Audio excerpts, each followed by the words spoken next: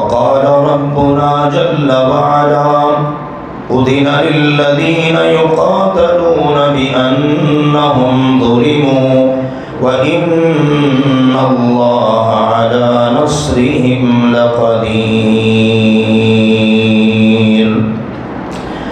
وقال الله سبحانه وتعالى مثل الذين ينفقون أموالهم في سبيل الله كمثل حبة أنبتت 7 سنابل في كل سنبلة 100 حبة والله يضاعف لمن يشاء والله واسع عليم. الذين ينفقون أموالهم في سبيل الله ثم لا يتبعون ما أنفقوا منا ولا أذى لهم أجرهم عند ربهم ولا خوف عليهم ولا هم يحزنون. اللہ ذوالجلال والاکرام نے ارشاد فرمایا اے ایمان والو تم پر روزے فرض کیے گئے ہیں جیسا کہ تم سے پہلے کی امتوں پر فرض کیے گئے تاکہ تم سب پرہیزگار بنو. اسی بارے میں آگے چل کر اللہ تعالیٰ کا یہ فرمان ہے اے مسلمانوں ایمان والو تم پر قتال بھی فرض کیا گیا ہے اگرچہ وہ تمہیں ناپسند ہے. عین ممکن ہے کہ تم کسی چیز کو ناپسند کرو لیکن وہی تمہارے حق میں بہتر ہو اور یہ بھی ممکن ہے کہ تم کسی چیز کو پسند کرو لیکن وہی تمہارے حق میں بری ہو کیونکہ سب کچھ اللہ جانتا ہے اور تم نہیں جانتے. پھر اللہ تعالیٰ کا ایک اور جگہ یہ فرمان ہے أذن للذين يقاتلون بأنهم ظلموا جن لوگوں پر ظلم ڈھایا گیا ان سے لڑائیاں کی گئیں اب ان کو بھی اجازت ہے کہ یہ اللہ کی راہ میں اپنے اور اللہ کے دشمنوں کے خلاف لڑیں اور یقیناً اللہ تعالیٰ ان کی مدد کرنے پر پوری طرح قادر ہے. اللہ تعالیٰ کا فرمان ہے مثل الذين ينفقون أموالهم في سبيل الله جو خوش نصیب اپنے مال اللہ کی راہ میں خرچ کرتے ہیں ان کی مثال ایک دانے کی مثال جیسی ہے کہ جس سے 7 سٹے نکلتے ہیں ہر سٹے میں 100 دانہ ہوتا ہے اور اللہ تعالیٰ جس کے لیے چاہتا ہے کئی گنا بڑھا چڑھا دیتا ہے. اللہ تعالیٰ وسعتوں والا سب کچھ جاننے والا ہے. وہ لوگ جو اللہ کی راہ میں اپنا مال خرچ کرتے ہیں پھر جو کچھ وہ خرچ کریں اس کے پیچھے احسان نہیں جتلاتے اور نہ وہ تکلیف دیتے ہیں ان کے لیے ان کے رب کے ہاں ان کا اجر ہے اور ایسے لوگوں پر قیامت کے دن نہ کسی قسم کا خوف ہوگا اور نہ وہ غمگین ہوں گے. اللہ تعالیٰ کے فضل و کرم سے ہم رمضان المبارک کی گھڑیاں بخیر و عافیت گزار رہے ہیں. دوسرا عشرہ مکمل ہونے کے قریب ہے. اللہ تعالیٰ ہمیں اسی طرح بخیر و عافیت صحت سلامتی کے ساتھ ایمان کی دولت سے مالا مال رکھ کے جسمانی طور پر فٹ رکھ کے اللہ ہمیں پورا مہینہ بھرپور انداز میں گزارنے کی توفیق عطا فرمائے اور ہمارا لمحہ لمحہ اور لیا جانے والا نکالا جانے والا ہر سانس اللہ خالص اپنی رضا کے لیے کر کے قبول فرما لے. میرے عزیزو اس ماہ مبارک کے اندر کیے جانے والے بہت سارے اعمال ہیں. اللہ کے پیارے نبی حضرت محمد کریم صلی اللہ علیہ وآلہ وسلم نے وہ سارے عمل ہمیں کر کے دکھائے، بتائے، تعلیم دی، رہنمائی کی۔ اور آپ کا رمضان کیسا ہوتا تھا ہم سیرت کی کتابوں میں اس کو دیکھ سکتے ہیں، قرآن پاک کے اندر اس کی جھلک نظر آتی ہے، احادیث رسول کے اندر اس کے شاندار نمونے ملتے ہیں۔ آج اللہ کی توفیق سے میں دو انتہائی شاندار اور اہمیت کے حامل عمل بڑے ہی اختصار کے ساتھ عرض کرنے لگا ہوں۔ اللہ کا شکر ہے کہ جس وقت جمعے کی تیاری کے لیے، مطالعے کے لیے بیٹھا جائے، بہت سارے مضامین، عناوین آتے ہیں۔ آج بھی کئی ایک چیزیں آئیں، پھر اللہ تعالیٰ نے اس طرف رہنمائی کی کہ کل چونکہ 17 رمضان المبارک تھی اور مدینہ منورہ میں غزوہ بدر کے بعد 18 رمضان کو مسلمان وہاں پر انتہا کی خوشیاں منا رہے تھے، اگرچہ 14 شہداء بھی تھے، لیکن اس کے باوجود خوشیاں اللہ کے فضل و کرم سے غالب تھیں، کیونکہ وہ اس امت کے فرعون کو 17 رمضان المبارک کو خاک و خون میں تڑپا چکے تھے۔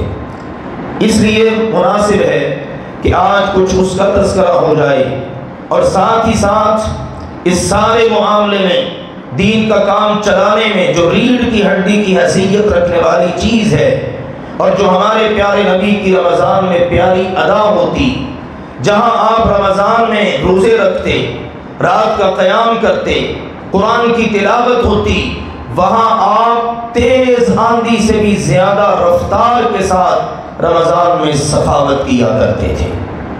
پھر اس میں انشاءاللہ تعالی مسلمانوں کا اور منافقوں کا ایک کردار بھی آپ کے سامنے آخر میں رکھوں گا اللہ کی توفیق سے۔ اللہ سے دعا ہے، یا اللہ ہم تیری اور تیرے پیارے نبی کی باتیں کرتے سنتے ہیں، ہم سب کو باعمل مسلمان بنا دے۔ میرے عزیزو، 17 رمضان المبارک پہلا ہی رمضان ہے۔ ابھی مسلمان ہجرت کر کے مکہ مکرمہ سے یثرب آئے، جو مدینہ الرسول بن گیا، مدینہ منورہ میں ہیں، لیکن پیچھے سے کفر نے، دشمن نے یہاں بھی چین سے رہنے نہیں دیا۔ کبھی کہیں سے کوئی خبر، کبھی کہیں سے خبر، خوفناک منصوبہ بنایا، شام میں تجارتی قافلہ جائے گا اور اس سے جو ہمیں سرمایہ ملے گا، جتنا پروفٹ ہوگا، وہ سارے کا سارا ہم مسلمانوں کے خلاف استعمال کریں گے۔ ہمارے پیارے نبی صلی اللہ علیہ وآلہ وسلم ان وقتوں کے اندر اندازہ کیجئے کتنے جہاں دیدہ، زیرک، فہم و فراست کے مالک، عالمی انٹرنیشنل لیول کی خبروں پر نظر رکھنے والے، آپ کو خبر ہوئی تو آپ علیہ الصلوۃ والسلام نے کہا دشمن کو اس طرح اپنے خلاف کسی بڑی کارروائی سے ہم نے ہر صورت باز رکھنا ہے۔ یہ جو قافلہ ان کا جا رہا ہے مکہ، اس کو جانے نہ دیا جائے تاکہ یہ سامان ان کے ہاتھ نہ لگے۔ لیکن بہرحال وہ قافلہ کسی طرح نکلا، راستہ بدل کر مکہ میں جب خبر پہنچی تو ابو جہل جو اس امت کا فرعون ہے وہ غصے میں پاگل ہو گیا، ہر گھر سے نوجوان لیے اور 1000 نوجوان جن کو کوئی بیماری نہیں، پوری طرح سے فٹ، لڑا کے یہ سارے کے سارے اس نے لا بدر میں اتارے۔ اور نکلا کیسے؟ بَطَرًا وَرِئَاءَ النَّاسِ وَيَصُدُّونَ عَن سَبِيلِ اللَّهِ۔ قرآن پاک نے نقشہ کھینچا ہے، اتراتے ہوئے، اکڑتے ہوئے، سارے عرب کو دکھاتے ہوئے، لوگوں کو اللہ کی راہ سے روکتے ہوئے کہ میں آج مسلمانوں کا گلا کما کرنے جا رہا ہوں۔ میدان بدر میں پہنچ کر بھی اپنے لشکر کو وہ ہوا دیتا ہے اور ان کو برانگیختہ کرتا ہے، ابھارتا ہے کہ کسی مسلمان کو قتل نہیں کرنا، بلکہ ان مسلمانوں کو رسیوں میں جکڑو، اور ان کی ان حرکتوں کی میں انہیں بڑی خوفناک سزا دینا چاہتا ہوں۔ اتنا گھمنڈ میں ڈوبا ہوا، ادھر سے اس کا یار سراقہ بن مالک بن جعشم مدلجی کی شکل میں شیطان آ گیا، ابلیس، اس نے اس سردار کی شکل اور روپ دھارا اور آ گیا۔ اس کے قبیلے کے ساتھ ابو جہل اور ان لوگوں کی بنتی نہیں تھی۔ یہ سراقہ بن مالک بن جعشم مدلجی کی شکل میں جب آیا نا تو اس نے کہا ابو جہل فکر کرنے کی ضرورت نہیں ہے، میں آ گیا ہوں، آج ان مسلمانوں کا کلا کما کرنا ہے۔ وہ تو پھر اللہ نے جب میدان بدر کے اندر اپنے مصطفیٰ کی مدد کے لیے آسمانوں سے 3000 5000 فرشتوں کا نزول کیا، اور جب وہ فرشتوں کو اترتا ہوا اس شیطان ابلیس نے دیکھا تو اللہ تعالی نے فرمایا نَقَصَ عَلَىٰ عَقِبَيْهِ، بھاگ کھڑا ہوا۔ حارث بن ہشام ایک سردار ہے مکے کا چودھری، اس نے اس کو پکڑ لیا، کدھر جا رہا، اب تو لڑائی کا وقت ہے۔ اس شیطان ابلیس نے اس کے سینے پر زوردار مکہ مارا کہ وہ چودھری، وہ سردار نیچے جا گیا۔ اب لوگ اس کو دیکھ رہے ہیں، وہ کہہ رہے ہیں کدھر جا رہے سردار، تم نے تو ہم سے کہا تھا۔ پتہ کیا بولا؟ کہتا انی بریء منکم انی ارى ما لا ترون انی اخاف اللہ، جو تم عمل کر رہے ہو میں اب تم سے بری ہوں۔ یہاں تک لا کے کھڑا کرنا مسلمانوں کے مقابلے میں میرا کام تھا، اب جو مجھے نظر آ رہا ہے وہ تمہیں نظر نہیں آ رہا۔ میں اس سے پہلے بھی فرشتوں کے ساتھ رہ چکا ہوں، مجھے بھی حکم ملا تھا آدم کو سجدہ کر، ان کو بھی ملا تھا، انہوں نے کیا، میں نے نہیں کیا۔ اب جو مجھے نظر آ رہا ہے تمہیں نہیں آ رہا، مجھے اللہ سے ڈر لگ رہا ہے۔ ایسے وقت میں بڑوں کی آواز نکل جاتی ہے۔ فرعون بھی جب نروے میں آیا تو کہتا ہے میں ایمان لاتا ہوں، لیکن سنیے میرے عزیزو، ابو جہل اس امت کا فرعون اتنا غرور اور متکبر، غرور کا بھرا ہوا مغرور اور متکبر، مرتے وقت بھی اس نے اس بات کا اقرار نہیں کیا۔ دیجئے میدان بدر ہے، ابھی مسلمان ان کی کیفیت کیا ہے؟ ہجرت کر کے آئے، آب و ہوا موافق نہیں ہے، بیمار پڑ گئے، کتنے صحابہ کرام کی باتیں ہیں، بخاروں نے آ لیا، کمزور ہو گئے، معاشی طور پر مضبوط نہیں۔ آج دنیا میں 1.5-2 ارب مسلمان اور ان کے حکمران بزدلی کی انتہاؤں کو چھو رہے ہیں، ہر قسم کی فراوانی موجود ہے۔ دنیا کے اندر اگر امیر ترین ممالک اور شخصیات ہیں تو غیر مسلم کم ہیں، مسلمان زیادہ ہیں۔ لیکن وہن کی بیماری ہے نا، وہن، حب الدنیا و کراہیت الموت، دنیا سے محبت ہے اور موت سے نفرت ہے۔ ہمارے نبی نے فرمایا تھا جب یہ آ جائے گی نا بیماری پھر تم بڑی تعداد میں ہوگے، سینکڑوں، دسیوں، بیسیوں میں نہیں، ہزاروں، لاکھوں میں بھی نہیں، اربوں میں ہو کر بھی تم دشمن کے آگے، اور دشمن بھی کو بہت بڑا نہیں، دشمن چند لاکھ اور تم ان کے آگے گرے پڑے ہوگے۔ اور یہاں منظر دیکھیے، بخاروں کے ستائے ہوئے نکلے، مقصد کیا تھا؟ قافلے کو روکنا ہے، لیکن اللہ نے منظر ہی بدل دیا۔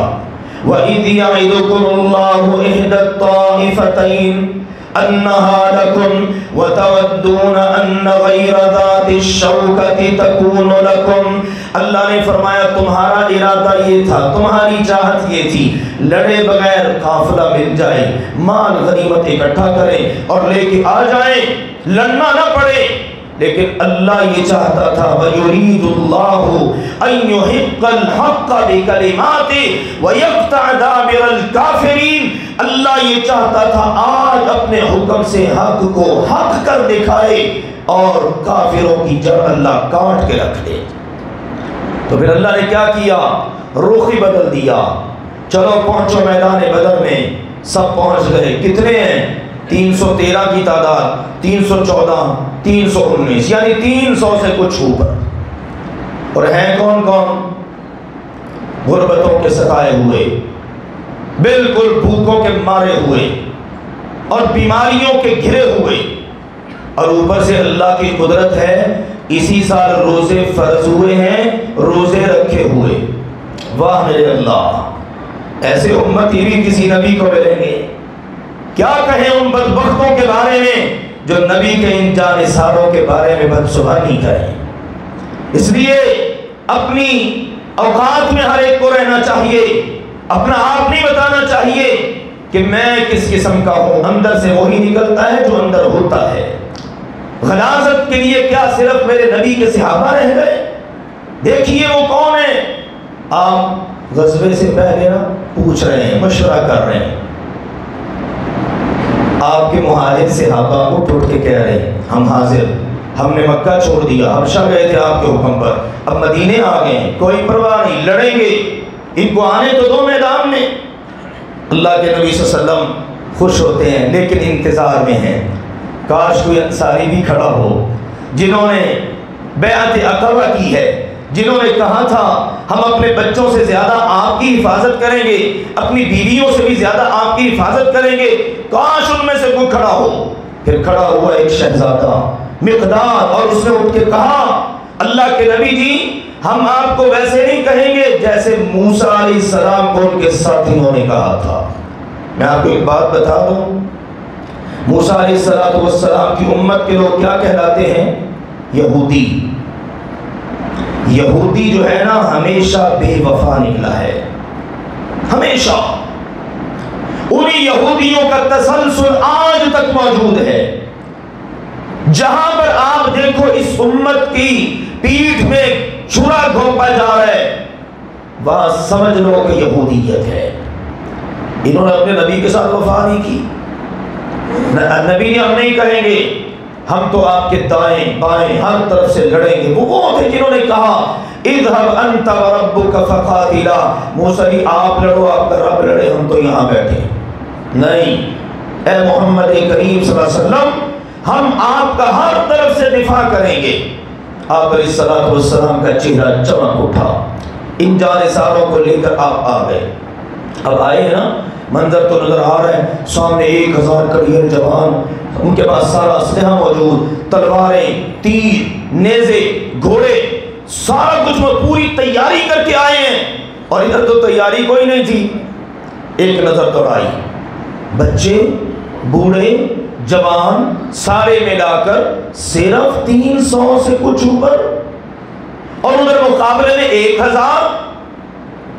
تصور کیجئے کمانڈر پر کیا بیتی ہوگی. پھر کمانڈر بھی محمد مصطفیٰ جیسے ہوں صلی اللہ علیہ وسلم، لیکن وہاں پر کوئی آہ وکا نہیں سوائے ایک ذات کے. آپ آ گئے اپنے عریش میں جو آپ کے لیے جگہ مقرر تھی، چادر آپ کے کندھوں پر ہے. اللہ کی بارگاہ میں ہاتھ اٹھا دیے، اللہم انجز وعدک، اللہ اب وقت آ چکا ہے تو اپنے وعدوں کو پورا کر دے. اللہ تیرے نبی کو تیری مدد کی ضرورت پڑ گئی ہے. ہاں میرے عزیزوں، اس نبی کو مدد کی ضرورت پڑی کہ جو ساری کائنات میں اللہ کے بعد سب سے افضل ہے، اور اس مدد کے پیغام میں بتا دیا ہر ایک کی مدد کرنے والا کون ہے؟ اللہ تعالی. محمد مصطفیٰ صلی اللہ علیہ وسلم یہاں کھڑے مدد مانگ رہے ہیں، یا اللہ میری مدد کر، یا اللہ اگر یہ میری جمع پونجی آج یہاں پر خاک و خون میں تڑپ گئی تو تیرا نام لینے والا پھر کون ہوگا؟ واہ میرے اللہ تیری قدرتیں، تو نے اپنے نبی کی ہر ادا کے اندر کیا کمال خوبصورتی رکھی ہے. آپ گڑ گڑا رہے ہیں، رو رہے ہیں. یار غار آ گئے ابو بکر، دیکھا میرا نبی رو رہا ہے. میرا نبی تو وہ ہے جو آسمان کی طرف نگاہ اٹھائے اللہ قبلہ بدل دے. یہ چہرہ روتا ہوا تو اچھا ہی لگتا. اور اللہ تعالیٰ کیسے برداشت کر لے. وہی آئی اذ تستغیثون ربکم، میرے مصطفیٰ کریم جب تو اور تیرے ساتھی مدد مانگ رہے تھے، تستغیثون یا حی یا قیوم برحمتک، اسی سے لفظ ہے استغیث نستغیث، اللہ مدد مانگتے ہیں. کہا اذ تستغیثون ربکم، جب تم اپنے رب سے مدد مانگ رہے تھے. مدد مانگو تو کس سے؟ رب سے مانگو، اللہ سے مانگو، نبی سے، علی سے، ولی سے، زندہ سے، مردہ سے، فلاں سے، فلاں سے بالکل بھی نہیں. انہوں نے بھی مدد مانگی مشکل وقت میں تو رب سے. کہا جب تم نے مدد مانگی فاستجاب لکم، تو تمہارے رب نے قبول کر لی. قبول کیسے کی؟ فوراً بلایا، جبریل امین کو 3000 کا لشکر لائن لگا دو آسمان سے بدر کے میدان تک۔ میرے عزیزوں، شاید کوئی بھی ترجمانی قرآن کی نہ کر سکے۔ کہا ممدکم بثلاثۃ آلاف من الملائکۃ منزلین نزول، یعنی پوری لائن آسمان سے زمین تک 3000 فرشتہ۔ پھر پتہ نہیں ہمارا نبی کیسے تڑپا ہوگا کہ اللہ نے کہا چلو پہلا حکم منسوخ بخمسۃ آلاف، یہ 3000 کی تعداد کو 5000 کر دو۔ اب یہ میدان بدر میں اترے، پھر جس وقت مارکا مکمل ہوا نا، آپ دیکھیے اللہ تعالیٰ کی طرف سے کمال۔ ایک صحابی حاضر خدمت رپورٹیں چل رہی ہیں، ہاں بھی کس نے کیا کیا، کس نے کیا کیا۔ ایک کہتے ہیں اللہ کے نبی جی میں دشمن کے پیچھے، ایک کافر کے پیچھے بھاگ رہا تھا کہ اچانک مجھے آواز آئی ہیزوم آگے بڑھو۔ یہ آواز آنے کی دیر تھی کہ اس کافر پر اس طرح سے کوڑا پڑا کہ اس کا چہرہ پھٹ گیا اور وہ زمین پر آن گرا، خون گرا اور وہ جگہ ساری کی ساری سبز ہو گئی۔ آپ نے فرمایا یہ تیسرے آسمان کے فرشتوں کی مدد تھی۔ مدد کہاں اترتی ہے؟ مدد آج غزہ میں اتر رہی ہے۔ مدد کہاں اترتی ہے؟ آج فلسطینی مسلمانوں کے ساتھ مدد ہے۔ وہ کہ یہ پرانی باتیں نہیں، کتابوں کی نہیں۔ آپ دیکھیے آج ویڈیوز اٹھائیے، ایک بچہ ہے، سب کچھ ختم ہو چکا ہے، ماں باپ شہید، پوچھا جاتا ہے بیٹا کیا چاہیے، معصوم سی بچی ہے، مجھے میرا بابا چاہیے۔ بابا کدھر ہے؟ وہ تو شہید ہو چکا، کون لا کے دے؟ 26 افراد ایک ایک گھرانے کے شہید، پھر بھی آخری میت اٹھا کے گھر کا سربراہ کہتا ہے اردیت یا رب، اے میرے رب کیا تو اب راضی ہو چکا ہے؟ میں بھی حاضر، میرا گھر تباہ ہو چکا ہے، لیکن میں اس بیت المقدس کی پاک سرزمین پر یہودیوں کے ناپاک قدم اپنے جیتے جی لگنے نہیں دوں گا۔ ساری دنیا اسرائیل کو تسلیم کر لے، لیکن غزہ کا مسلمان کہتا ہے اللہ ہم تسلیم نہیں کریں گے۔ رمضان آیا، ان کو بھی پتا تھا پتہ نہیں سحری ملے گی افطاری ملے گی، یہ پاکستانی مسلمانوں جیسے تھوڑے ہیں، سحری میں بھی پرتکلف کھانے، افطاری میں بھی ہر بندہ سوچے کتنا دسترخوان ہمارا سجتا ہے سحری افطاری میں، لیکن ان کو بھی دیکھو جو ملبے کے ڈھیروں پر بیٹھے ہیں، پتہ نہیں پانی کا گھونٹ بھی ملتا ہے کہ نہیں، لیکن سلام ہے ان کو جب ان کو پتہ چلا ماہ صیام آ رہا ہے، رمضان آ رہا ہے، تو انہوں نے خوشی منانے کی انتہا کر دی، دنیا دنگ رہ گئی۔ یہ سب کچھ لٹا کر بھی رمضان کی آمد پر اتنا خوش ہیں۔ اور میرے عزیزوں، ہمارے جیسی اس طرح کی کوئی چونا گچ عمارتوں میں یا بلڈنگوں میں یا مساجد میں قالینوں پر ایسیوں تلے وہ تراویح نہیں پڑھ رہے، وہ ملبے کے ڈھیروں پر تراویح پڑھ رہے ہیں۔ یہ ہے غزہ۔ انہوں نے اپنے نبی کی سیرت پر عمل کر کے دکھایا، نبی نے یہ درس دیا، یہ سبق دیا۔ 17 رمضان ہے، پہلا ہی رمضان ہے جس کے روزے فرض ہیں، اور آ گئے میدان میں آ کر کھڑے ہیں، اللہ کی مدد پا رہے ہیں۔ اللہ تعالیٰ نے پھر وہ شاندار فتح دی کہ اللہ نے اس دن کو یوم الفرقان ہی قرار دے دیا۔ ابو جہل ہے نا، سونی رکھا ہے آپ نے، عبد الرحمن بن عوف رضی اللہ عنہ بڑے امیر صحابی ہیں، مالدار صحابی، ویسے اس وقت کے مالدار صحابہ کے بھی کیا کہنے ہیں۔ ابھی انشاءاللہ آپ کے سامنے چند ایک چیزیں رکھتا ہوں اس حوالے سے ہی۔ میدان جہاد میں کھڑے ہیں، میرے کاروبار کا کیا بنے گا، میری فیکٹری کا کیا بنے گا، میری دکان کا کیا بنے گا۔ آج کا مسلمان تو چند لمحے زیادہ مسجد میں گزارنے سے قاصر ہے، تراویح نہیں پڑھ سکتا، قرآن نہیں سن سکتا، دکان جاتی ہے، کاروبار جاتا ہے، دکان پر گھنٹوں گھنٹوں بیٹھا رہے گا، بھلے کوئی گاہک نہ بھی آئے ہاتھ ملتا رہے گا، لیکن اللہ کے گھر میں آ کر کھڑا ہونا گوارا نہیں۔ اور ادھر منظر کیا ہے، سب کچھ چھوڑ چھاڑ کے میدان جہاد میں آئے کھڑے، کہتے ہیں مڑ کے دیکھا دائیں بائیں 2 چھوٹے چھوٹے بچے ہیں، خیال گزرا کاش میرے دائیں بائیں کو کڑیل جوان ہوتے۔ عبد الرحمن تجھے بھی آج اپنی شجاعت بہادری کے جوہر دکھانے کا موقع ملتا، یہ دائیں طرف کہنے لگا ارنی یا عم ابا جہل، چچا ابو جہل تو دکھاؤ، انکل مجھے ابو جہل تو بتاؤ، کہ تو کیا کرے گا، قد تیرا کیا ہے، عمر تیری کیا ہے، کھیلنے کی عمر ہے اور تو اتنا بڑا کام، ابو جہل دکھاؤ، کوئی چھوٹا موٹا بندہ دیکھ لے۔ لیکن وہاں اس وقت کی ماں نے بچوں کی تربیت کیا کی تھی، یہ 1.5-2 سال کے اندر اندر، یہ کوئی 10-20 سال نہیں، ابھی ہجرت کر کے آئے ہوئے ہمارے نبی کو 2 سال مکمل نہیں، لیکن انصار مدینہ کی عورتوں نے اپنے بچوں تک کے اندر یہ بارود بھر دیا کہ ہمارے نبی کا گستاخ ہے ابو جہل، بچوں خون حلال تب ہوگا اگر ابو جہل بدر کے میدان کے اندر خاک و خون میں کر دیتا۔ یہ تربیت تھی، آج جیسی تربیتیں نہیں، نہ حکمرانوں کی تربیت ہو سکی، نہ عوام کی ہو سکی۔ ادھر والے کی بات ہوئی، دوسرے نے کھینچ لیا، مجھے دکھائیں ابو جہل کون ہے۔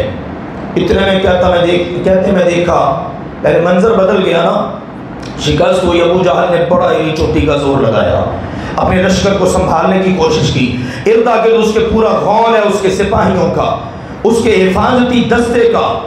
اچانک وہ اس دستے سے نکلا تاکہ صفیں درست کراؤں، اور اپنے ہلا شیری دے رہا ہے، اپنے لشکر کو مارنا کسی کو نہیں، گرفتار کرنا ہے، رسیاں ہم ساتھ لے کر آئے ہیں، ان رسیوں میں جکڑنا ہے، آج مسلمانوں کی کھوپڑیوں میں شرابیں پینی ہے، جو مریں گے، جو باقی بچیں گے، کوشش کرو گرفتار کرو۔ اس طرح سے ہدایات دیتا ہوا نکلا۔ کہتے ہیں ان کی بات سن کر مجھے سے بھی نہ رہا گیا، بے ساختہ ہی میرا ہاتھ انگلی اٹھی، میں نے کہا وہ ہے ابو جہل۔ ابھی ہاتھ نیچے بھی نہیں آیا، چیتوں کی طرح وہ لپکے اور جا کر اس کو گھوڑے سے نیچے گرا دیا۔ دونوں نے تلواریں چلائیں، جو اسلحہ پاس تھا چلایا، اتنے میں عبداللہ بن مسعود رضی اللہ عنہ پہنچ کے دیکھو اللہ تعالیٰ غرور کو کیسے خاک میں ملاتا ہے۔ عبداللہ بن مسعود بھی کو بڑے جنگلو صحابی نہیں، فقہاء صحابہ میں ان کا نام ملتا ہے، بڑے فقیہ قسم کے عالم، لیکن میدان جہاد میں یہ نہیں ہے اعتراض کرو کیڑے نکالو، یہ جہاد نہیں ہے، ہوتا تو ہم بھی جاتے، ہماری تو سمجھ میں نہیں آتا۔ یہاں پر علماء کو، عوام کو، تاجروں کو، اس امت کو آج جہاد کا سبق پڑھانا بتانا مشکل ہو چکا ہے، آج جہاد کی بات کرنا جرم بن چکا ہے، لیکن ہم اپنے نبی کی بات کہاں سے چھوڑیں؟ ہمارے نبی نے تو کہا تھا الجہاد ماض الی یوم القیامہ، اس جہاد نے قیامت تک جاری رہنا ہی رہنا ہے۔ عبداللہ بن مسعود آ گئے، پتلی پتلی سی پنڈلیاں ہیں، ایک مرتبہ درخت پہ چڑھے نا، صحابہ دیکھ کے مذاق کر رہے ہیں، عبداللہ تیری تو پنڈلیاں ہی اتنی باریک سی ہیں، اور باریک پنڈلیوں والے اللہ کے نبی نے سنا تو کہا عبداللہ بن مسعود کی ایک پنڈلی ترازو میں احد پہاڑ سے زیادہ وزنی ہے۔ کس لیے وزنی ہے؟ حکمت اللہ جانتا ہے، ہمیں تو ایک حکمت یہ سمجھ آتی ہے یہ وہ پنڈلی ہے، یہ پنڈلی والا ابو جہل کے سینے پہ چڑھا تھا، آئے سینے پہ چڑھ گئے، وہ گرا پڑا ہے، گردن کاٹنے لگے نا، وہ کہتا کون ہے؟ میں عبداللہ بن مسعود ہوں۔ اچھا، وہ ہمارے نوکر چاکر، ہمارے کمی، ان کا بیٹا، کاش کہ کوئی بڑا کڑیل جوان میری گردن اتارتا۔ انہوں نے گردن اتاری اور اللہ کے نبی پاک کی قدموں میں سر رکھ دیا کہ جو گستاخی رسول ہو، جو اس امت کا فرعون ہے، بڑے بڑے جری جوانوں کی ضرورت نہیں، محفظ اور معاذ جیسے ننھے مجاہد اور عبداللہ بن مسعود جیسے باریک دبلی پتلی پنڈلیوں والے بھی اللہ کے نبی کی اتنا بڑا مال کا سر انجام دے سکتے ہیں۔ کس بات کو ذکر کریں، وقت بہت چاہیے۔ غزوہ بدر یقین جانیے، اگر اس کی باتیں شروع کریں، کس طرح سے مدد کا نزول ہوا، کیسے نکلے، اللہ کی طرف سے کتنی شکل کی مدد آئی، سورہ انفال بھری پڑی ہے۔ مختصر یہی ہے کہ اللہ نے شاندار فتح دی، 70 بڑے بڑے کافر مارے گئے اور 70 گرفتار ہو گئے۔ بڑے دلدوز قسم کے واقعات بھی ہیں، گرفتار ہونے والوں میں آپ کا داماد بھی ہے، جس کو چھڑوانے کے لیے آپ کی بیٹی نے ہار بھیجا تھا۔ ابا جی میرے پاس اور تو کچھ نہیں، اپنے شوہر کو چھڑوانے کے لیے آپ نے کہا ٹھیک ہے، صحابہ سے مشورہ کیا، ہار لے لیا، آپ دیدہ ہوئے، روئے، خدیجہ کی یادیں آئیں، لخت جگر کی یاد آئی، انہوں نے میری بیٹی کو ابھی تک کھانے نہیں دیا، اس سے کہا داماد سے کہ تم چلے جاؤ لیکن میری بیٹی کو بھیجنا ہوگا یہاں مدینے، اس شرط پہ تمہیں چھوڑ رہا ہوں۔ اور بھی بہت سارے اس قسم کے واقعات۔ میرے عزیزوں، یہ تھا رمضان۔ پھر اس کے ٹھیک تقریباً 6 سال کے بعد، 2 سال تو یہ گزر گئے نا، دوسرے سن 2 ہجری میں، آگے چلیے سن 8 ہجری میں ہجرت کر کے آئے ہوئے کتنے سال ہوئے؟ ابھی کتنے سال ہوئے؟ صرف 8 سال۔ اور ہمیں کتنے ہو گئے ہیں؟ ہمیں بھی بڑے سال ہو گئے ہیں۔ ہم نے جشن منائے، ہم نے سب کچھ کیے، مظاہرے کیے، دل دہلا دینے والے مظاہرے کیے، لیکن دشمن پر کوئی روک نہیں، روب ہی ختم۔ اور دشمن ہر جگہ پر اس ملک وطن عزیز پاکستان کے خلاف جو سازش ہو سکتی ہے کر رہا ہے۔ یہ معیشت کو مضبوط کرنے سے نہیں جیتی جاتی جنگیں، کیا اس طرح سے مظاہرے کرنے سے نہیں، یہ میدان جہاد میں اترنے سے ہوتا ہے۔ اسرائیل کا وجود کتنا ہے، کیا کہا تھا ہٹلر نے؟ کہا تھا یہودیوں کو مار رہا ہوں، دنیا مجھے کہتی بڑا ظالم ہے لیکن میں چند یہودی زندہ چھوڑ رہا ہوں، آنے والے وقت میں لوگ کہیں گے ہٹلر نے ٹھیک کیا تھا۔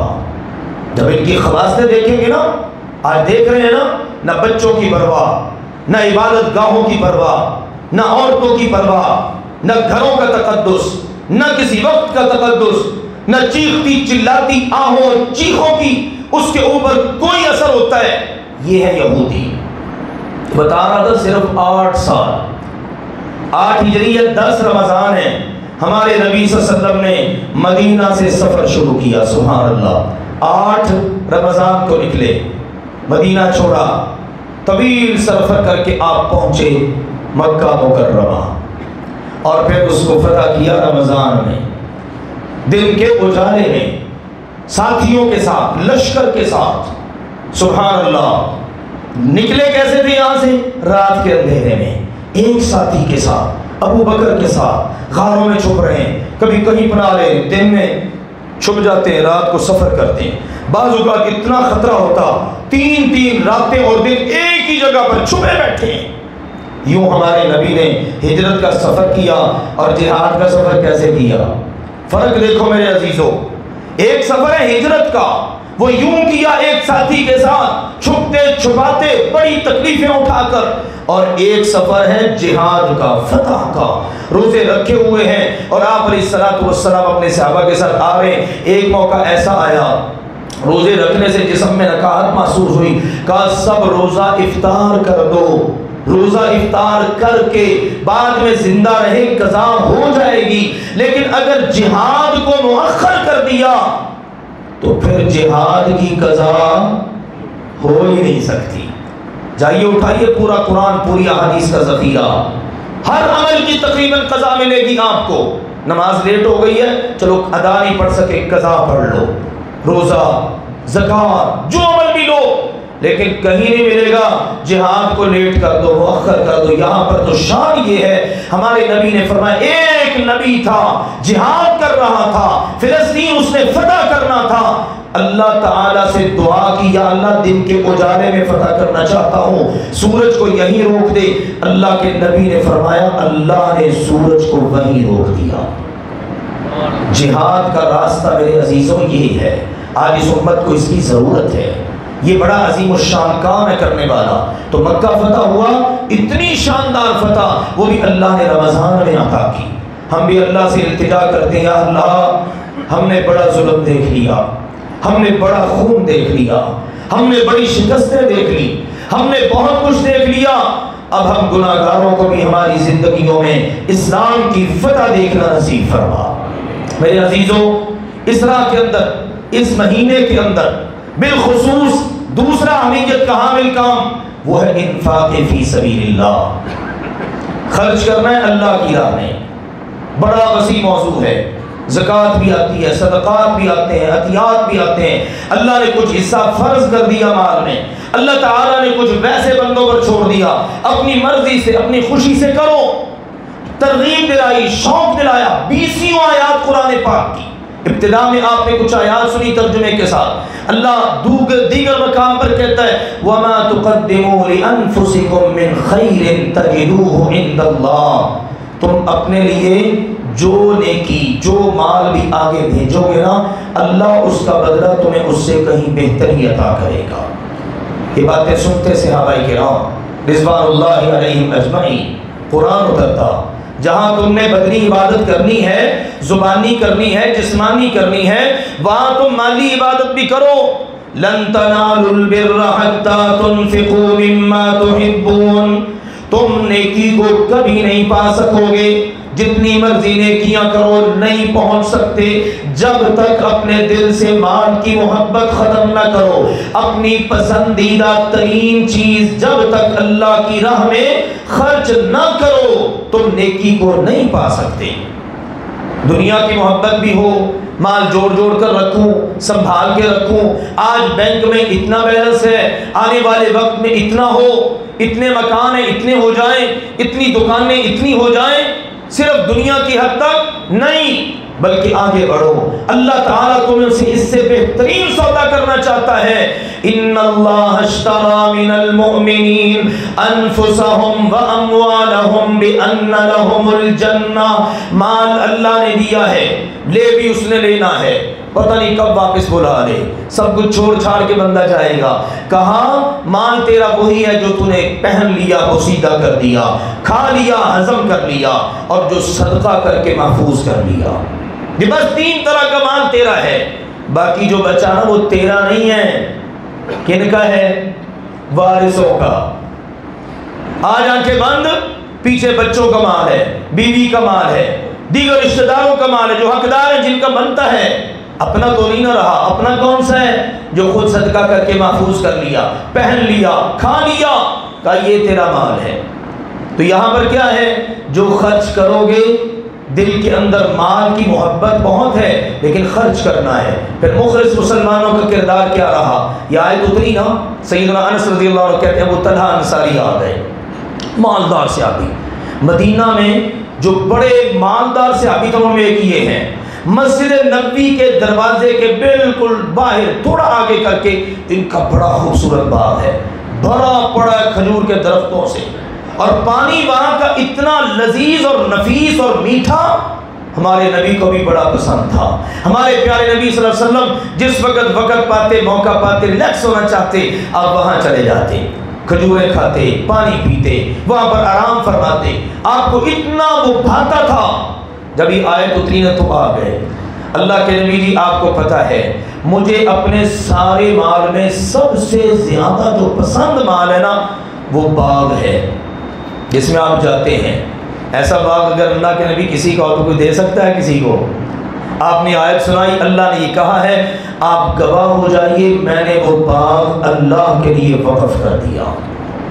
یہ منہ سے نکلنے کی بات تھی، ادھر سے زبان نبوت سے کیا نکلا؟ بخن ذالک مال رابح، ذالک مال رابح، واہ ابو طلحہ تیری قسمت کے کیا کہنے، تو نے تو بڑا زبردست قسم کا مال حاصل کر لیا، یہ تو بڑی نفع بخش تجارت تو نے کر لی۔ یہ ادائیں ہیں کن کی؟ صحابہ کرام کی۔ عمر رضی اللہ عنہ آ گئے، اللہ کے نبی خیبر میں جو مجھے زمینیں ملی ہیں نا وہ مجھے سب سے زیادہ پسند ہیں، آپ گواہ ہو جائیے میں نے خیبر کی زمین اللہ کے لیے وقف کر دی ہے۔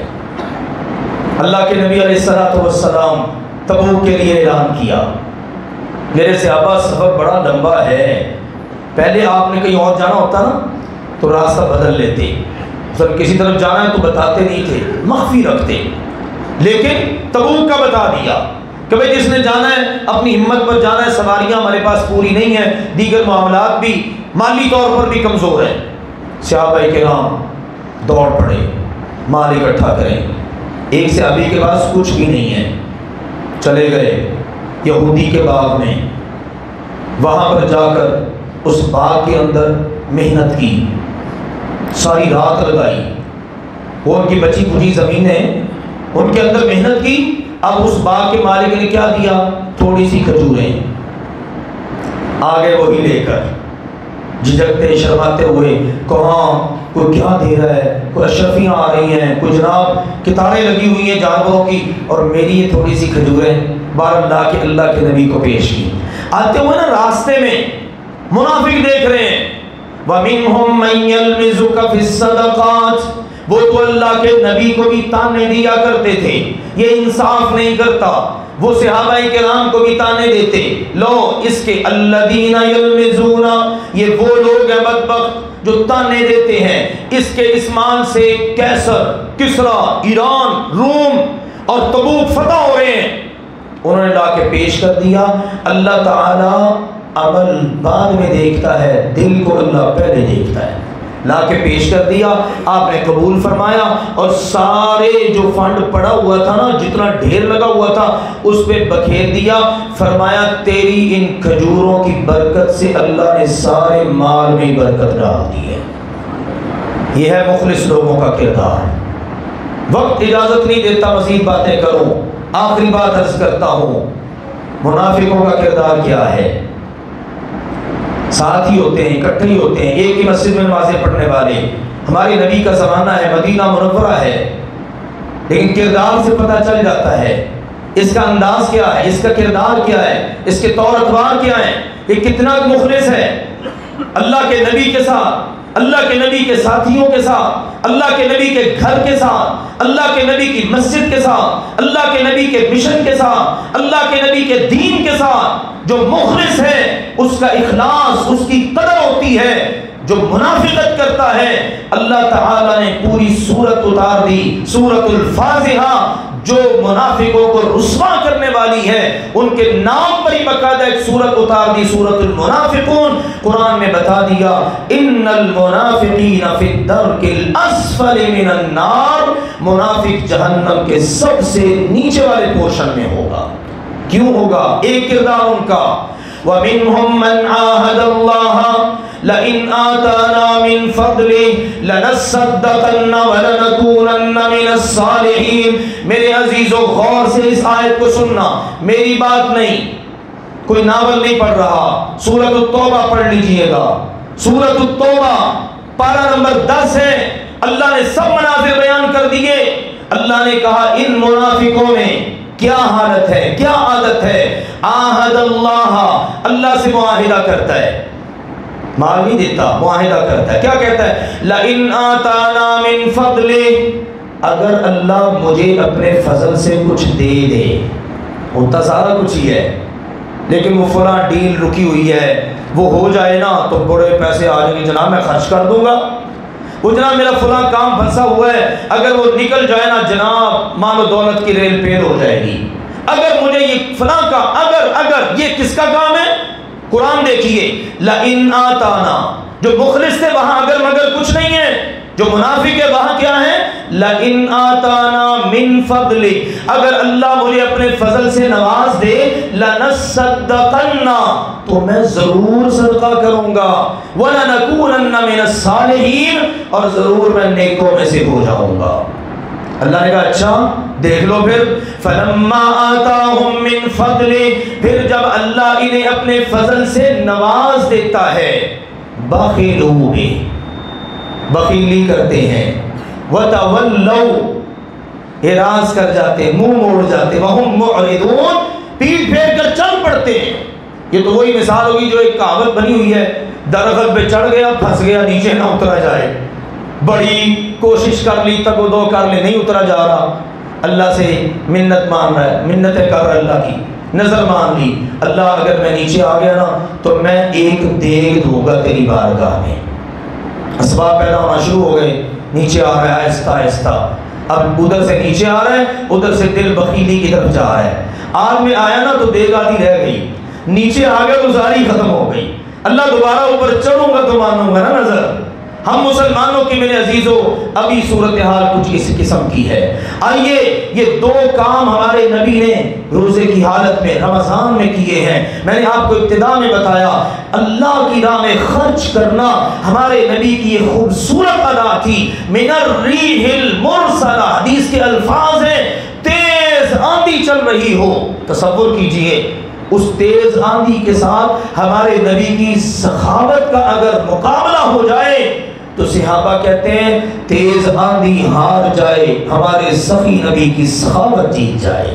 اور یہی تربیت صحابہ کرام کی تھی جس کے ایک دو نمونے میں نے آپ کے سامنے رکھے ہیں. آئیے ہم سب اپنا کردار مخلص مسلمانوں والا بنائیں, جہاد کے جذبات سے سرشار رہیں, دل کے اندر جہاد کی نیت رکھیں, کیونکہ ہمارے نبی نے فرمایا من مات, جس کو موت آ گئی نا, ولم یغزو, اس نے جہاد ہی نہیں کیا, ہو رہا تھا جہاد کیا ہی نہیں, چلو موقع نہیں ملا جانے کا, ولم یحدث به نفسا, اس نے دل میں ارادہ بھی نہیں کیا یا اللہ موقع مل جائے میں میدان جہاد میں پہنچوں. الحمدللہ ایسے لوگ اب بھی موجود ہیں, کہتے ہیں کوئی رستہ ملے سے ہم غزہ میں پہنچے. پتہ ہے اتنا کچھ ہو رہا ہے, اتنی بمباری ہو رہی ہے, کوئی پتہ نہیں سحری افطاری کے وقت کیا ہو جائے گا, لیکن جذبات ہیں الحمدللہ.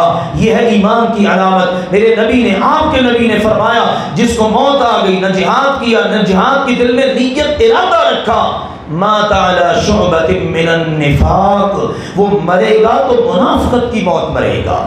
اس لیے میرے عزیزوں اپنے دلوں کے اندر جذبہ جہاد کو سرشار اس سے اپنے دلوں کو رکھیے, اور جب بھی آپ کے ہاتھ اٹھیں, یہ میرے اوپر آپ کے اوپر فرض ہے ان مسلمانوں کا جو پوری امت کا آج قرض چکا رہے ہیں, اللہ ان کو کامیابیوں سے ہمکنار فرمائے, اللہ ان کی مدد فرمائے, اللہ تعالیٰ وہاں کے مظلوم مسلمانوں کو سرخرو فرمائے.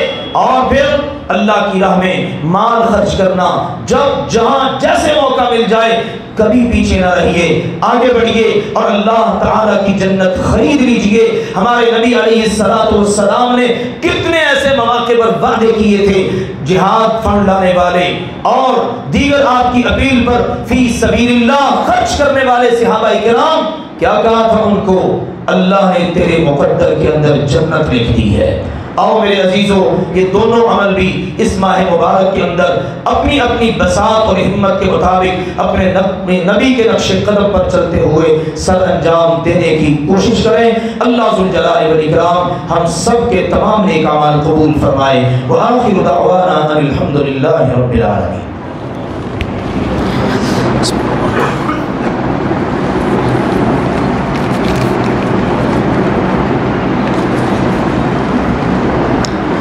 الحمد لله نحمده ونستعينه ونستغفره ونعوذ بالله من شرور أنفسنا ومن سيئات أعمالنا, من يهده الله فلا مضل له ومن يضلل فلا هادي له, وأشهد أن لا إله إلا الله وحده لا شريك له, وأشهد أن محمدا عبده ورسوله. أما بعد فإن خير الحديث كتاب الله, وخير الهدي هدي محمد صلى الله عليه وسلم, وشر الأمور محدثاتها, وكل محدثة بدعة, وكل بدعة ضلالة, وكل ضلالة في النار. أما بعد, دو تین اہم مسئلے ہیں جو آپ کے سامنے ذکر کرنے ہیں. چونکہ رمضان کے 4 جمعے ہیں, موضوعات کا میں نے آپ کو ذکر کر ہی دیا ہے. ہم علیحدہ سے انفاق فی سبیل اللہ, زکوٰۃ, اس کے مسائل وغیرہ کو بیان کریں تو ایک جمعہ کیا کئی جمعے درکار ہیں. زکوٰۃ کے حوالے سے مختصراً یہ بتانا چاہتا ہوں کہ زکوٰۃ ہر مالدار مسلمان پر کہ جس کا مال نصاب کو پہنچ گیا اور وہ اس کا مالک ہے اور اس مال کو اس کے پاس سال گزر گیا, اس پر زکوٰۃ فرض ہے. 3 چیزیں ہیں, مال کا نصاب کو پہنچنا, دوسری چیز ہے بندے کا اس مال کا مالک ہونا یعنی اس کی کسٹڈی میں ہے, تیسری چیز کیا ہے, اس پر سال گزرے. یہ شرطیں پوری ہو گئی, زکوٰۃ فرض ہے. اب دیکھو میرے عزیزو, جو سونا ہے نا, سونا 20 دینار سونا ہو, 20 دینار, تو اس پر زکوٰۃ فرض ہے. آج کل کے حساب سے تقریباً 70 گرام کہہ لیجئے, مشہور ہے ہمارے یہاں 7.5 تولے, لیکن ہمارے استاد محترم شیخ القرآن والحدیث حافظ عبدالسلام بن محمد رحمہ اللہ تعالی نے پوری تحقیق کے ساتھ اس بات کو الحمدللہ ذکر کیا. آج کل یہ گرام کے اندر سونے کو جانچنا یہ کوئی مشکل نہیں رہا, تو 70 گرام سونا اگر کسی کے پاس ہے تو اس پر زکوٰۃ فرض ہے. بے شک عورت پہن رہی ہے, بے شک گھر میں رکھا ہوا ہے, جو اس کا مالک ہے, عورت مالک ہے تو عورت زکوٰۃ دے, مرد مالک ہے تو مرد زکوٰۃ دے. ٹھیک ہے نا, اس میں کوئی ایسا نہیں کہ نہیں پڑا ہوا تو زکوٰۃ ہوگی. ہم نے خود سے بہت ساری تقسیمات کر لی, بس 70 گرام سونا آپ کے پاس ہے, سال گزر چکا ہے, آپ اس کے مالک ہیں, آپ پر اس سونے کی زکات دینا فرض ہے۔ دوسری چیز ہے چاندی، 200 درہم چاندی۔ کتنے درہم؟ 200 درہم۔ ان وقتوں میں یہ درہم دینار ہی چلتے تھے، یہ تو کرنسی بہت بعد کی باتیں ہیں نا جی، اب آگے نقدی۔ تو یہ بنتا ہے 460 گرام، یعنی 460 گرام چاندی اگر کسی کے پاس ہے یا اتنی مالیت کی نقدی ہے۔ دیکھیے نقدی جو ہوتی ہے نا اس میں آپ نے دیکھنا ہے سونا یا چاندی۔ اب چونکہ چاندی کی قیمت کم ہے، سونے کی زیادہ ہے، اب فقراء مساکین کے لیے کون سی چیز زیادہ فائدہ مند ہے؟ چاندی۔ تو اس مناسبت سے ان کی ضروریات کا خیال رکھتے ہوئے جس کی قیمت کم ہے نا بس اس پر قیاس کر کے نقدی آپ کے پاس اگر اتنی ہے جس سے آپ 460 گرام چاندی خرید سکیں تو آپ پر زکوٰۃ فرض ہے۔ شرطیں وہی، آپ مالک ہیں، اس کو سال گزر چکا ہے، یہ نصاب ہے سونے چاندی اور نقدی کا۔ مال تجارت ہے، اس کی زکوٰۃ دینی ہے۔ اگر اس دوران سال کے دوران کوئی مال مزید ایڈ ہو گیا، اگر تو وہ علیحدہ سے ملا ہے، وراثت مل گئی، کسی نے تحفہ دے دیا، گفٹ کر دیا، یا بندے نے علیحدہ سے کوئی کاروبار کر رکھا تھا اس میں سے مل گیا، اس کی زکوٰۃ علیحدہ دینی ہوگی۔ لیکن اگر اسی مال تجارت کے نتیجے میں وہ مال مزید ایڈ ہو گیا، مثلا پہلے آپ 2 لاکھ کی انویسٹمنٹ کی ہوئی تھی، کاروبار کر رہے تھے، اب 2 لاکھ کے نتیجے میں اللہ نے 50,000 اور جوڑ دیا، اب 50,000 کو آپ اس 2 لاکھ کے ساتھ ملا کر آپ زکوٰۃ ادا کریں گے، کیونکہ یہ 50,000 آپ کو اللہ نے 2 لاکھ کے نتیجے میں دیا ہے۔ تو اس مال کے نتیجے میں جو مال حاصل ہوتا ہے نا اس کی زکوٰۃ اسی مال کے ساتھ ادا کرنی ہے۔ اگلی بات یہ ہے اگر آپ نے کسی کو قرض دے رکھا ہے، قرض ملنے کی امید ہے، تو پھر ہر سال زکوٰۃ ادا کریں۔ قرض دیا ہوا ہے، مل جائے گا، یار ابھی وقت پورا نہیں ہوا، یا امید ہے یہ بندہ دے دے گا، مارے گا نہیں، تو پھر ہر سال اس کی زکوٰۃ ادا کریں۔ لیکن اگر مر گیا ہے قرض، ٹھیک ہے نا، مل ہی نہیں رہا، امید ہی نہیں ہے، یا بندہ ہی غائب ہے، بندہ ہی مر گیا ہے، تو پھر کیا کرنا ہے؟ پھر اس مال کی زکوٰۃ آپ نے نہیں دینی، کیونکہ اس کے ملنے کی امید نہیں ہے۔ یا بعض لوگ ایسے ہوتے ہیں لے لیتے ہیں اور دینے واپس کرنا گوارا ہی نہیں کرتے۔ کوئی دفعہ ایسا ہوتا ہے ضمانت دے دیتے ہیں ہمارے جیسے لوگ بھی، یار اس بھائی کو ضرورت ہے دے دو، وہ 6 مہینے سال کا وعدہ کرتا ہے، اس کے بعد میں کون تو کون، مسجد میں آنا ہی چھوڑ دیتے ہیں کہ کہیں آپس آپ پوچھ ہی نہ لیں وہ فلاں بندے کی ضمانت میں نے دی تھی یار، پیسے ہی واپس کر دو۔ ایسے کئی لوگوں کے حالات و واقعات، ویسے بیٹھیں گے وہ باتیں ہم کریں گے کہ زمین آسمان ایک کر دیں گے، اور ہم سمجھتے ہیں جناب ہم بڑے پاک صاف اور بڑے جناب دودھ کے کھلے ہوئے ہیں، سارے عیوب دوسرے میں ہی ہیں۔ لیکن میں ایسے لوگوں کے حوالے سے ضمانت کے اندر باقاعدہ ضامن ہوں، لیکن دینے والا وہ بیچارہ پچھتا رہا ہے کہ میں نے کیوں دے دیا، لینے والا کہ جس کے اوپر ذمہ داری واپس کرنا ہی گوارا نہیں کر۔ ایسے لوگ بھی ہوتے ہیں۔ تو جہاں پر ایسی صورتیں آ ہو نا پھر وہاں پر آپ نے اس مال کی زکوٰۃ نہیں دینی۔ ہاں اللہ کرے کبھی مل جائے، اگر کبھی مل گیا، جب ملا پھر اس سال کی زکوٰۃ آپ ادا کر دیں گے۔ تو زکوٰۃ میرے عزیزوں ادا کرنی ہی کرنی ہے، لازماً اس کے اندر کسی قسم کی کوتاہی نہیں کرنی۔ اللہ تعالیٰ نے قرآن پاک میں یہ بات بڑی کلیئر کر دی کہ دیکھو بھائی اگر تم مال سنبھال کے رکھو گے نا، زکوٰۃ نہیں دو گے، تو قیامت کے دن اسی مال کا توق بنا کر تمہارے گلوں میں پہنا دیا جائے گا، جہنم کی آگ میں اس مال کو تپا کر تمہارے وجود کو داغا جائے گا اور کہا جائے گا ہاذا ما کنزتم، یہ تھا تیرا خزانہ جو تو دنیا میں چھوڑ کے آیا۔ تو یہ رمضان کے مبارک ایام ہیں، ان میں انشاءاللہ تعالی زکوٰۃ نکال کر اپنے مال کو پاک اور صاف کر لیجئے۔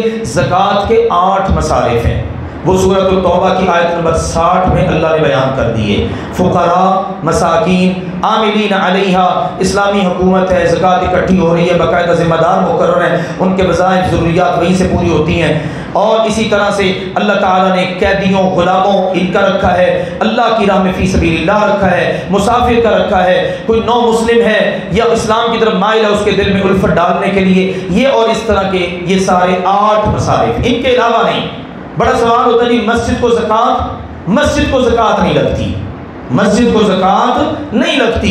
بڑی خوبصورت بات ہے کہ مسجد مسلمانوں کی اپنی ضرورت ہے، اور ان 8 مصارف کے اندر اللہ نے مسجد کا رکھا ہی نہیں ہے۔ ویسے بھی دیکھو نا ہم اللہ کے اس گھر میں موجود ہیں، یہ پنکھوں کی عوام سارے لے رہے ہیں، یہ قالین پر ہم سارے بیٹھے ہوئے، یہ ساری سہولیت ہم اپنی ضروریات پر، ان چیزوں پر اپنی زکوٰۃ کو صرف کریں، یہ مسجد ہماری ضرورت ہے، اس لیے مسجد کے اوپر زکوٰۃ نہیں ہے اور نہ اس کی کوئی مثال ہے۔ واللہ تعالی اعلم بالصواب۔ اگلی بات ہے میرے عزیزو صدقہ فطر۔